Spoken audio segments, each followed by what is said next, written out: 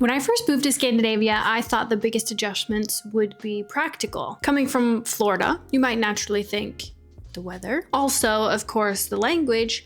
However, I did not expect it to be so neurological. I'm an American and I've been living in Norway for 5 years now. I love learning about it. I love talking about it. Obviously, it's what my channel is about. And I realized that some things inside of me have shifted. I talk about many of these small shifts in these videos, but today's video is specifically about trust and safety. Not in a I trust my friends way, but in like a societal trust type of way. But I didn't know how much of my personality was shaped by this assumption until I moved somewhere that runs on an entirely different one that I grew up with. Everyone talks about the stroller thing, right?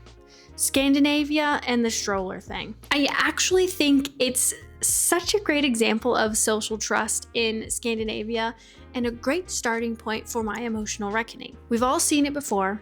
The pictures of the strollers sitting outside the cafes. Babies are napping in these strollers in the cold air. Parents are inside grabbing a coffee like this is the most normal thing in the world. And what caught my eye wasn't this lack of fear that the parents have for their babies. It was that same lack of fear in everyone else on the street. And I realized that I was the only one scanning, looking around, right? Like it wasn't even a conscious thought to these people, but it was muscle memory for me. My brain did what it does in public spaces, which is assess who's lingering around here, where are the exits. Now, I didn't grow up in chaos. I grew up in a relatively safe environment.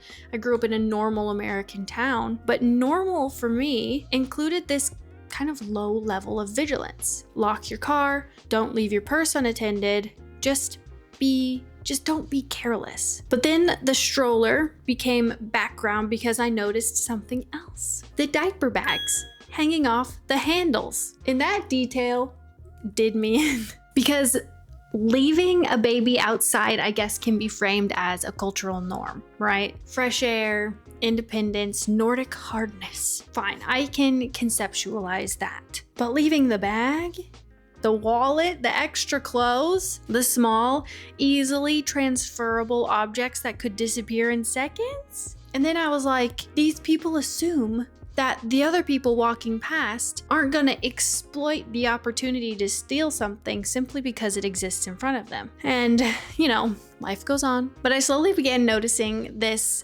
wasn't an isolated behavior. It was a pattern. Another example would be I would go on walks and I would see a hat placed carefully on a fence post, a dropped scarf folded over a mailbox. At first you don't really realize it, but then I was seeing the same gesture over and over and over again. And not only that, but I would see the same hat on the same fence post just sitting there for months. Someone loses something, a stranger finds it, the stranger doesn't keep it, they elevate it. They assume that this person is going to come back later and look for it, so they pick it up and they make it visible for them. And in the environment I grew up in, a lost object meant risk. It's carelessness, and carelessness has consequences. And of course, there's truth in that. But here, carelessness was met with a kind of communal buffering. Just this simple act of, hey, I saw that you lost this, so let me just put it up here in case you're looking for it. Now, moving past hats, something much bigger that I noticed that's much more built into the structure of things here is that public transportation in many places across Norway and including its neighbors, Sweden and Denmark, they often operate largely on a honor system. You buy your ticket, you get on the train. There is no physical gate stopping you from walking onto the train. You can walk onto the train without a ticket. There might be a random ticket inspection, but the framework of the system is not built around suspicion, it's built around expectation. We expect you to pay for this train ticket. And to me, that sentence carried psychological weight. Because to me, when a system is designed around people being dishonest, it communicates something very specific. We do not trust you. And when a system is designed around the assumption that most people will comply, it communicates literally the exact opposite. We trust that you're going to do the right thing. And the wild part is that people respond accordingly. I found myself feeling oddly proud the first time that I bought my train ticket. And it wasn't about avoiding a fine. I didn't even get stopped. No one talked to me the whole time I was doing it, right? But I was participating in the norm. I didn't want to violate something that was obviously working well. Like I said, I didn't even get checked, but there was this sense of, yeah, I did that.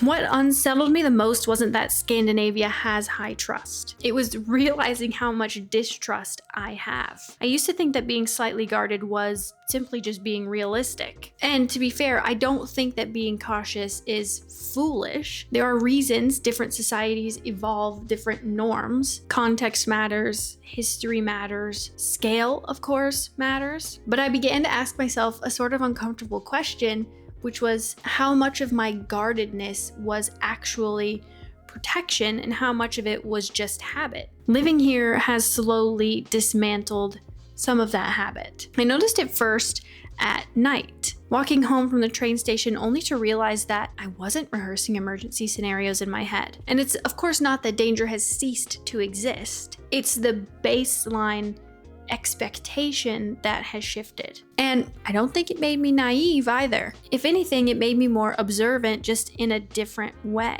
I started noticing how trust, this is gonna sound super just like obvious, but I started noticing how trust creates these circles of good, right? When people assume good faith, others are more likely to act in good faith. And the deeper realization I had was more about my identity. If you grow up in a low to medium trust environment, you learn that your own competence is measured through this level of caution. You prove that you're not gullible, and you show that you can navigate risk. Here, that seems a lot less necessary. If everyone around you is operating on this baseline goodwill, constant defensiveness reads very disproportionately from other people around you. I remember being at the library once and asking how to get my stroller upstairs because there was no elevator. And the guy was like, you just leave it down here. And in my head, I was like, what? You sure? There's a lot of people down here. And I had to honestly sit with that. And I don't know why this is such a defining moment in my head. And maybe I'm literally just cynical of people and the world, but I have to ask myself whether my cynicism is insight or if it's just this wall. There's something weirdly disarming about coming to a place where the default thought towards strangers is neutral to positive rather than neutral to defensive. It forces you to recalibrate your internal narratives about strangers. Now, I don't want to romanticize this. Scandinavia has crime, it has inequality, it has social tensions and blind spots and real problems that deserve serious attention. High trust did not appear out of thin air. It's historically and culturally constructed, supported by their relatively strong welfare systems and lower income inequalities compared to many other countries. But living here has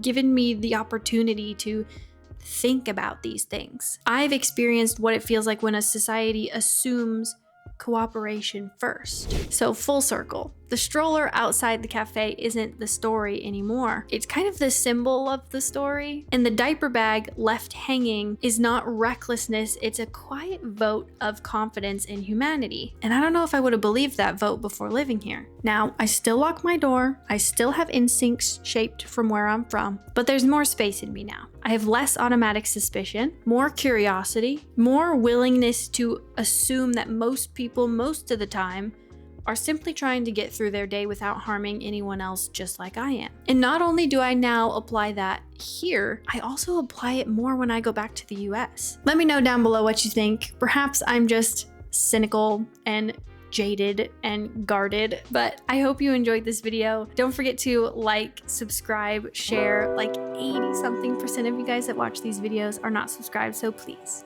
do that. It's easy and it's a free way to support me and my channel. Now, I'll see you on the next one. Bye.